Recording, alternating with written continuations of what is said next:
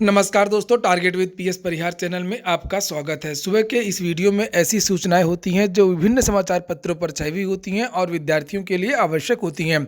तो आइए शुरू करते हैं और देख लेते हैं कि आज के समाचार पत्रों में ऐसी कौन-कौन सी सूचनाएं हैं। तो वीडियो को जल्दी से लाइक कर दें, शेयर कर दें। जिन्होंने अभी भी चैनल को सब्सक्राइब न किया हो तो जल्दी से चैनल को सब्सक्राइब कर लें। आगे बढ़ने से पहले एक और सूचना है कि जिन भी छात्रों ने अभी भी पीएस परिहार ऑनलाइन क्लासेस वाला जो ऐप है, लर्निंग ऐप, उसको इंस्टॉल ना किया हो, उसको डाउनलोड ना किया हो तो उसको ज़रूर डाउनलोड कर लें। उसमें डेली करंट अफेयर्स निःशुल्क अपडेट कराया जाता है और बहुत सारे पेड कोर्स भी उपलब्ध करा दिए गए हैं। सबसे पहली सूचना है यूपीटीईटी की। लिखा यूपीटीईटी के प्रस्ताव में संशोधन की मांग। हालांकि अभी ये निश्चित नहीं है, इस समाचार पत्र में ये बताया भी नहीं गया है कि यूपीटीईटी का जो नोटिफिकेशन है वो कब तक आएगा। लेकिन जो सूचना है वो है डीएलएड छात्रों की। चूंकि हाल ही में एनसीटीई ने कहा है कि अब जिन्होंने भी एनआईओएस से डीएलएड किया है वो विद्यार्थी भी शिक्षक बन सकते हैं। और जो प्रयागराज पीएनपी से जो प्रस्ताव भेजा गया है यूपीटीटी के लिए, उसमें इन छात्रों का उल्लेख नहीं किया गया है। तो इन छात्रों ने मांग की है कि उनको शामिल किया जाए, चूँकि एनसीटी ने उनको शामिल होने का आदेश दिया है। लिखा है कि एनआईओएस से डीएलएड करने वाले अप्रशिक्षित शिक्षकों ने प्रदेश सरकार एवं सचिव परीक्षा नियामक प्राधिकारी से यूपीटीईटी के प्रस्ताव में संशोधन करके उन्हें शामिल करने की मांग की है। एनआईओएस से डीएलएड करने वाले अभ्यर्थियों का कहना है कि सचिव परीक्षा नियामक प्राधिकारी की ओर से शासन के पास डीएलएड का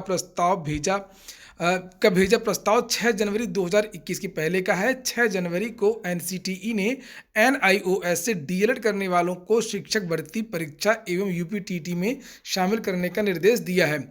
तो फिलहाल अभी जो ये छात्र हैं इनको शामिल नहीं किया गया है और अगर प्रस्ताव में संशोधन नहीं होता है तो ये जो छात्र हैं वो शामिल नहीं हो पाएंगे। इनकी जो संख्या है वो लगभग 1.5 लाख है। डीएलएड की कुछ और भी सूचनाएं हैं कि डीएलएड चतुर्थ सेमेस्टर की जो परीक्षा है उसका परिणाम आ गया है और उसमें 76% जो अभ्यर्थी हैं वो पास हुए हैं।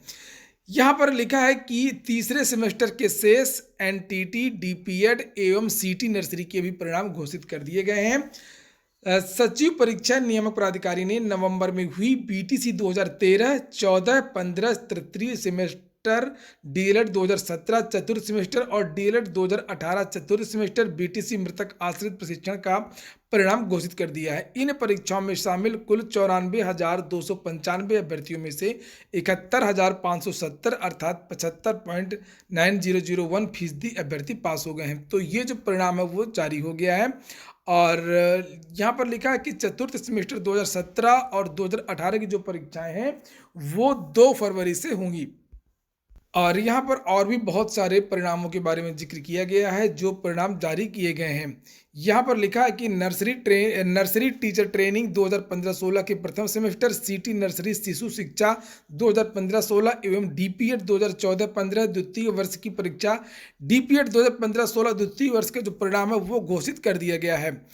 और इसके बाद में अब एक और सूचना है माध्यमिक शिक्षा सेवा चयन बोर्ड की। यहाँ पर लिखा है प्रवक्ता हिंदी 2016 का परिणाम कल जारी कर दिया गया है। और उसके बाद में टीजीटी अंग्रेजी संस्कृत प्रवक्ता, जिसका भी हाल ही में परिणाम आया था, संस्कृत का तो 6 जनवरी को आया था, इनके लिए विद्यालयों का जो आवंटन है वो भी कर दिया गया है। वेबसाइट में सारी डिटेल्स दे दी गई है, सभी अभ्यर्थी जाकर के अपना विद्यालय इत्यादि देख सकते हैं। हिंदी के अभ्यर्थी जो है वो अपना फाइनल परिणाम देख सकते हैं। एक और सूचना है डीएलएड की ही है। लिखा है सत्र पर घमासान, निजी कॉलेज अड़े। चूंकि डीएलएड 2020 में प्रवेश हो नहीं पाया और सत्र शून्य होने जा रहा है और या कहें कि हो गया है, जो प्राइवेट विद्यालय हैं जहां पर डीएलएड की कक्षाएं चलती हैं उन्होंने मांग की है कि डीएलएड में जो सरकार इसकी व्यवस्था करे, प्रवेश करे।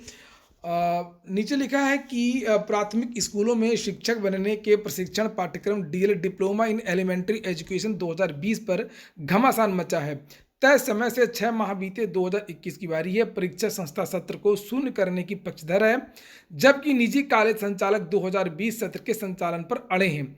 प्रदेश में 2 साल का प्रशिक्षण पाठ्यक्रम जिला शिक्षा एवं प्रशिक्षण संस्थान डायट एवं निजी कॉलेजों में संचालित हो रहा है। तो ये मांग हो रही है कि जल्द से जल्द जो सरकार है इसके बारे में अनुमति दे और आदेश दे, डीएलएड 2020 के भी एडमिशन हो, जिससे उनकी रोटी रोजी चल सके। दोस्तों, आपको एक बात और याद दिला दूं कि आप लोग वीडियो को देखते तो हैं मगर उतना लाइक नहीं करते हैं, इसलिए वीडियो को प्रत्येक विद्यार्थी, जो भी विद्यार्थी देख रहे हो, तो लाइक अवश्य कर दिया करें, और जिससे आप लोग जितना ज़्यादा लाइक करेंगे उतनी ही अधिक और अच्छा अच्छा कंटेंट आपको देखने को मिलेगा, उत्साह बढ़ेगा। और जो छात्र शेयर कर सकते हो फेसबुक में, व्हाट्सएप पे, तो वो लोग शेयर भी कर दिया करें। आप लोग भी कुछ अपने पक्ष का कार्य किया करिए। यहाँ पर नीचे लिखा है कि बीएड से डीएलएड हाशिए पर। जब से बीएड को प्राथमिक में अनुमति दे दी गई है शिक्षक बनने के लिए, तब से डीएलएड में जो प्रवेश होता है वो कम होता है। पिछली बार भी बहुत सारी जो सीटें हैं वो रिक्त रह गई थी। लिखा है, राष्ट्रीय अध्यापक शिक्षा परिषद ने 2018 में प्राथमिक स्कूलों की शिक्षक भर्ती में बीएड को मान किया था, तभी से डीएलएड हाशिए पर चला गया। डीएलएड के बाद सिर्फ प्राथमिक स्कूल, जबकि बीएड के पास प्राथमिक व माध्यमिक स्कूल की शिक्षक भर्ती के लिए आवेदन कर सकते हैं। स्नातक का जो परिणाम चूंकि वो नहीं आया था कोरोना की वजह से, और उसी की वजह से जो डीएलएड का जो सत्र है वो शून्य होने जा रहा है। और चूंकि एकेडमिक के आधार पर प्रवेश होता है, और जब बीए का रिजल्ट ही नहीं आया, बीएससी का रिजल्ट ही नहीं आया, तब कैसे प्रवेश दिया जा सकता था।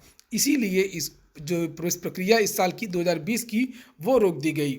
फिलहाल अनिल भूषण चतुर्वेदी ने 2020 के सत्र को शून्य करके 2021 के लिए प्रक्रिया शुरू करने का प्रस्ताव शासन को भेज दिया है, और जल्द ही निर्णय होने की उम्मीद है। इसलिए 2020 जो सत्र है उसको आप शून्य ही समझिए। बात कर लेते हैं अब एलटी ग्रेड शिक्षक भर्ती की। 438 चयनितों को 29 जनवरी को मिलेगा नियुक्ति पत्र। प्रदेश के राजकीय माध्यमिक स्कूलों में जो एलटी ग्रेड की भर्ती हुई थी, इन अभ्यर्थियों को जो है 19 जनवरी को नियुक्ति पत्र मिलेगा। यहाँ पर लिखा कि माध्यमिक शिक्षा निदेशक विनय कुमार पांडेय ने बताया कि 438 अभ्यर्थियों में से 298 प्रवक्ता पद और 138 सहायक अध्यापक के पद पर चयनित हुए हैं। दिव्यांग अभ्यर्थियों को सर्वोच्च वरीयता दी गई है। दूसरे नंबर पर उन महिला अभ्यर्थियों को वरीयता दी गई है जिनका बच्चा ऑटिस्टिक या 40% दिव्यांग है। तो इन अभ्यर्थियों को 19 तारीख को जो नियुक्ति पत्र मिलेगा। और इस के बाद में अब बात कर लेते हैं नई एलटी ग्रेड शिक्षक भर्ती की। कल ही मैंने एक शाम को वीडियो बनाया था और ये कहा था कि अंदर ही अंदर जो शासन में है ये कार्य चल रहा है, और जो नई शिक्षक भर्ती है उसके पदों का जो ब्यौरा है वो मांगा गया है। और इसी साल आप लोगों को नई एलटी ग्रेड शिक्षक भर्ती भी साल के अंत में देखने को मिलेगी, भले ही उत्तर प्रदेश लोक सेवा आयोग का जो परीक्षा कैलेंडर है उसमें चर्चा ना हो। उत्तर प्रदेश लोक सेवा आयोग तभी परीक्षा तिथि घोषित करता जब उसके पास पदों का ब्यौरा आ चुका होता, या पदों का जो अधियाचन है वो आ चुका होता। चूंकि अभी अधियाचन मंगाया जा रहा, अभी 2 दिन पहले ही, आज 17 तारीख है और 15 तारीख को एक लेटर भेजा गया है। विभिन्न जो DIOS हैं उनको लेटर भेजा गया है, और जो उस जिले के जो रिक्त पद हैं JIC के महिला और पुरुष, उसका ब्यौरा मांगा गया है, जिसे आप लोग यहाँ देख सकते हैं। और जैसे ही ये ब्यौरा इकट्ठा हो जाएगा, और चूंकि शासन ने तो अनुमति पहले ही दे दी है, इसलिए आपको ये भर्ती देखने को मिलेगी। इसलिए आप लोग निश्चिंत रहें। बहुत ज़्यादा विद्यार्थी नई एलटी ग्रेड शिक्षक भर्ती को लेकर के परेशान हैं, बहुत ज़्यादा विद्यार्थी फ़ोन कर रहे हैं। ये देखिए 15 जनवरी का पत्र है, लिखा है, और 2 दिन पहले का ही पत्र है, जिसमें लिखा प्रदेश के राजकीय माध्यमिक विद्यालयों में एलटी ग्रेड प्रवक्ता के स्वीकृत कार्यरत रिक्त पदों की विषयवार सूचना एवं संबद्ध शिक्षकों की स्पष्ट सूचना उपलब्ध कराए जाने के संबंध में। और ये इस तरीके का एक ब्यौरा बनाना है और बताना है कि जो GIC हैं वहाँ पर कितने पदों पर शिक्षक हैं और कितने जो पद हैं वो रिक्त हैं। इस प्रोफार्मा में बना करके ये भेजना है। तो ये प्रक्रिया चल रही है, और बहुत जल्द आपको ये भर्ती भी देखने को मिलेगी। अगली सूचना है JEE मेंस 2021 के लिए 23 तक करें ऑनलाइन आवेदन। ज्वाइंट इंजीनियरिंग एंट्रेंस एग्ज़ाम जो होता है वह पूरे देश के जितने भी NITs कॉलेज होते हैं और IIT कॉलेज होते हैं उसमें प्रवेश के लिए ये परीक्षा करवाई जाती है। और अब इसकी जो लास्ट डेट है वो बढ़ा दी गई है 23 जनवरी तक विद्यार्थी इसके लिए आवेदन कर सकते हैं। जेईई मेंस के जो रिजल्ट के बाद में तुरंत जो है जितने भी एनआईटीज़ होते हैं जैसे एमएनएनआईटी इत्यादि इन विद्यालयों में विद्यार्थी प्रवेश लेते हैं और इसमें एक कट ऑफ लगाई जाती है। उसके बाद में विद्यार्थी जेईई एडवांस देते हैं और एडवांस्ड के आधार पर विद्यार्थी आईआईटी में एडमिशन लेते हैं। एक बड़ा बदलाव इस बार ये किया गया है कि इसी नंबर यानी कि जेईई मेंस में ही शामिल कर दिया गया है उत्तर प्रदेश की ट्रिपल एम यानी कि Madan Mohan Malviya university of technology. इस बार मदन मोहन मालवीय जो यूनिवर्सिटी है इसके अलग से आवेदन लिए जाते थे। यह यूनिवर्सिटी अपना खुद का एग्जाम कंडक्ट करवाती थी, लेकिन अब इस बार से जेईई मेंस का जो स्कोर कार्ड होगा उसी स्कोर कार्ड के आधार पर इस इंजीनियरिंग संस्थान में विद्यार्थियों को प्रवेश मिलेगा। नेशनल टेस्टिंग एजेंसी ये परीक्षा करवा रही है और याद रखिएगा कि अब जिसकी लास्ट डेट थी 16 तारीख उसको बढ़ा दिया गया है। अब 23 जनवरी तक जो है विद्यार्थी इसके लिए आवेदन कर सकते हैं और अगली बार से जो यूपीटीयू के जो संस्थान है उसमें भी जेईई मेंस से ही प्रवेश होगा। अगली सूचना है सेवा योजन में अब तक 800 को ही मिली नौकरी। सेवा योजन विभाग जो जिसे रोजगार कार्यालय कहते हैं हर जिलों में होता है ये वहाँ पर रोजगार के मेले लग रहे हैं। हर महीने विद्यार्थियों को ऑनलाइन रजिस्ट्रेशन करवाना होता है। उसके बाद में सरकार ने बहुत सारी जो पहले प्राइवेट कंपनियां हैं उनको आमंत्रित किया है कि आप लोग जो है प्रत्येक ज़िले के जो विद्यार्थी हैं उनको लें। विद्यार्थियों को पता ही नहीं है कि हर ज़िले में रोज़गार मेला इस समय लगा हुआ है, ऑनलाइन आवेदन करते नहीं हैं। यहाँ पर अगर प्रयागराज की बात करें तो 1200 पद खाली थे लेकिन आवेदन केवल 400 आए। असल में जितने भी छात्र हैं ज़्यादातर हैं वो सरकारी नौकरियों बड़ी नौकरियों के बारे में जानकारी रखते हैं और उसी के लिए प्रयास करते हैं। यहाँ पर नीचे लिखा है कि क्षेत्रीय सेवा योजना कार्यालय की ओर से कोरोना काल के दौरान करीब 800 लोगों को ही नौकरी दी गई है। चौंकाने वाली बात यह है कि विभाग की ओर से आयोजित रोजगार मेले के प्रति युवाओं में उत्साह भी नहीं है। इसका अनुमान इससे लगाया जा सकता है कि वर्तमान में जारी रोजगार मेले के लिए पदों की तुलना में 1/3 अभ्यर्थी भी नहीं आए।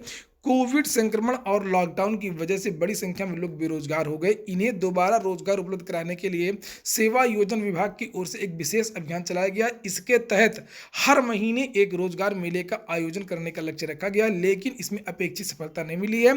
12 जनवरी से शुरू रोजगार मेले को छोड़ दें तो इससे पहले तक 664 युवाओं को ही नौकरी मिल पाई है। वर्तमान में जारी भर्ती प्रक्रिया के पूरी होने के बाद 800 के पार होने के दावे किए जा रहे हैं, लेकिन बात यह है कि विद्यार्थियों में बिल्कुल भी उत्साह नहीं है। 10 कंपनियों के 1200 से अधिक पद खाली थे और केवल 400 अभ्यर्थियों ने ही आवेदन किया। तो जो विद्यार्थी ग्रामीण क्षेत्र के हैं या जो नौकरी की तलाश कर रहे हैं, जिनको जल्दी नौकरी चाहिए, तो वो इधर ट्राई कर सकते हैं। अगली सूचना है उत्तर प्रदेश अधीनस्थ सेवा चयन आयोग की। हर महीने केवल 2 नोटिस धीरे से जारी करता है यूपी SSSC। फिर इस महीने एक नोटिस जारी हुई है और ये नोटिस है आबकारी सिपाहियों की भर्ती की। 4 साल पुरानी ये भर्ती है। पेपर आउट होने का आरोप लगा था। CBI जांच, हाई कोर्ट के बाद में दोबारा जांच और उसके बाद में अब इन अभ्यर्थियों को फिजिकल के लिए बुलाया गया है। तारीख घोषित कर दी है कि 14 तारीख से इन अभ्यर्थियों का फिजिकल होगा। नीचे यहाँ पर लिखा हुआ है कि ये 16 जनवरी एक कल का पत्र है और जिसमें लिखा है कि आबकारी सिपाही के कुल रिक्त पदों 405 पदों के सापेक्ष हेतु संपन्न अहरकारी प्रकृति की स्क्रीनिंग परीक्षा के आधार पर कुल 4902 अभ्यर्थियों के परिणाम संबंधी आयोग की सूचना नंबर यहाँ पर लिखा हुआ है, इसका संदर्भ ग्रहण करें। और ये जो विद्यार्थी हैं इनकी जो शारीरिक दक्षता परीक्षा यानी कि PET 16 फरवरी से आयोजित होगी। तो अंत में इन अभ्यर्थियों का जो फिजिकल की डेट है वो घोषित कर दी गई है, लेकिन लगभग 4 या 5 साल के अंतराल के बाद। इसके बाद में अगली सूचना है, अंतिम सूचना है उत्तर प्रदेश लोक सेवा आयोग की। लिखा है अभ्यर्थियों को अब खंड शिक्षा अधिकारी के फाइनल रिजल्ट का इंतजार। खंड शिक्षा अधिकारी की मुख्य परीक्षा के आयोजन को 40 दिन बीत चुके हैं। BEO को 309 पदों पर अंतिम चयन मुख्य परीक्षा के आधार पर होगा। इसमें इंटरव्यू होना ही नहीं है। सो परीक्षा में शामिल अभ्यर्थियों को अब अंतिम चयन परिणाम का इंतजार है। हालांकि मुख्य परीक्षा की कापियों के मूल्यांकन में थोड़ा वक्त लगता है, सो अभ्यर्थियों को रिजल्ट के लिए इंतजार करना होगा।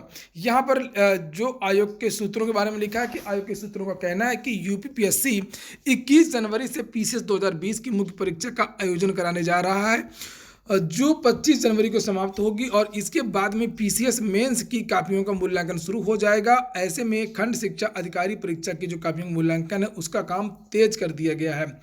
तो एक अफवाह उड़ रही थी कि शायद सोमवार या मंगलवार को खंड शिक्षा अधिकारी का जो परिणाम वो आएगा, तो अभी इतनी जल्दी खंड शिक्षा अधिकारी का परिणाम फिलहाल नहीं आएगा, चूंकि प्रक्रिया अभी गतिमान है। यह हो गया आज का वीडियो अगर आपको अच्छा लगा हो तो लाइक अवश्य कर दिया करें। जिन छात्रों ने भी पीएस परिहार ऑनलाइन क्लासेस वाले ऐप को डाउनलोड ना किया हो तो उस ऐप को जरूर डाउनलोड कर लें। उसकी लिंक मैं फिर से कमेंट बॉक्स में दे दूंगा और डिस्क्रिप्शन में भी दे दूंगा। पूरा वीडियो सुनने के लिए बहुत बहुत धन्यवाद।